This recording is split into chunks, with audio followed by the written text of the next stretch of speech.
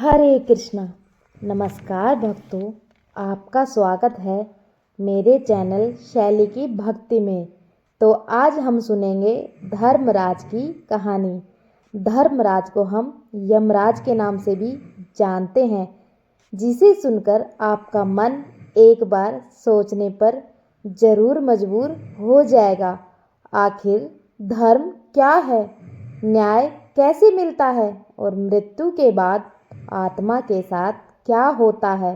तो चलिए शुरू करते हैं धर्मराज की एक विस्तृत और दिव्य कथा। बहुत प्राचीन समय की बात है। सृष्टि की रचना अभी अभी हुई थी। लोग सही और गलत का अंतर नहीं समझते थे। ना कोई पाप का डर था और ना पुण्य की प्रेरणा। तब भगवान ब्रह्मा ने विचार किया, यदि संसार को संतुलित रखना है तो न्याय का एक अधिकारी होना चाहिए। इसी उद्देश्य से जन्म हुआ धर्मराज का, जिन्हें हम यमराज भी कहते हैं। वे सूर्य देव और छाया देवी के पुत्र हैं। उनकी आंखें सूर्य की तरह तेजस्वी और मन समुद्र की तरह शांत है। उनका वाहन है भैंसा, जिसे हम महिष भी कहते हैं, और उनके हाथ में कालदंड है, जो हर जीव की आयु निर्धारित करता है। भगवान ने धर्मराज को एक बड़ा कार्य दिया, हर जीव के कर्मों का हिसाब रखना और मृत्यु के बाद न्याय करना। लेकिन यह काम अकेले संभव नहीं था, इसलिए जन्म हुआ चित्रगुप्त का।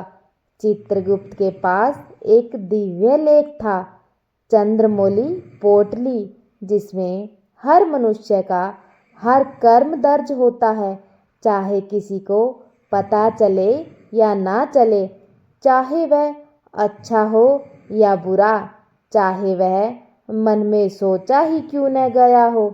धर्मराज उसी लेखे के आधार पर न्याय करते हैं। अब सुनिए वह कथा जो धर्मराज की न्यायप्रियता का सबसे बड़ा प्रमाण मानी जाती है। एक बार एक राजा था, विजयानंद। दयालु भी था, धार्मिक भी था, पर कभी कभी अहंकार में निर्णय गलत कर देता था। एक दिन दरबार में एक व्यापारी पर चोरी का आरोप लगा।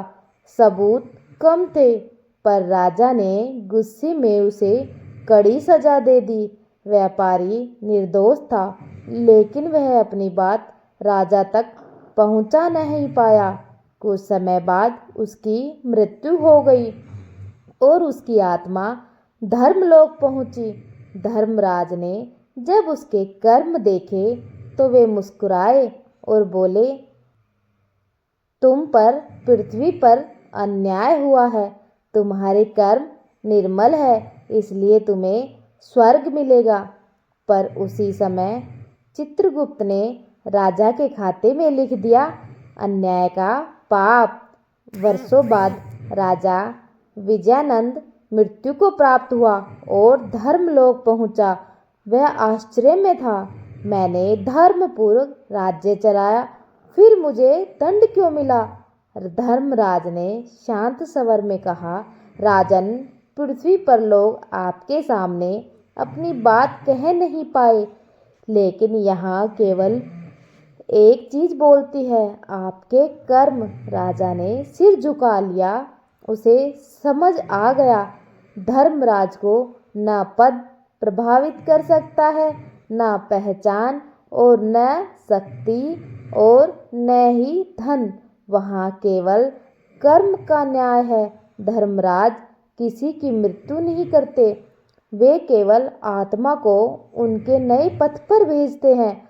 वास्तव में मृत्यु एक दरवाजे की तरह है, एक दुनिया से दूसरी दुनिया में प्रवेश, पुराने शरीर को छोड़कर नया शरीर पाने का रास्ता और कर्मों के अनुसार सही दिशा में बढ़ना। धर्मराज का सबसे गहरा संदेश है, कर्म ही आपकी किस्मत बनाते हैं। वे कहते हैं, सत्य बोलो, दया करो, माता पिता का सम्मान करो, अनावश्यक क्रोध मत करो और किसी के साथ अन्याय मत करो, क्योंकि मृत्यु के बाद न शरीर जाता है, ना धन जाता है और ना ही पद, सिर्फ आपके कर्म साथ जाते हैं।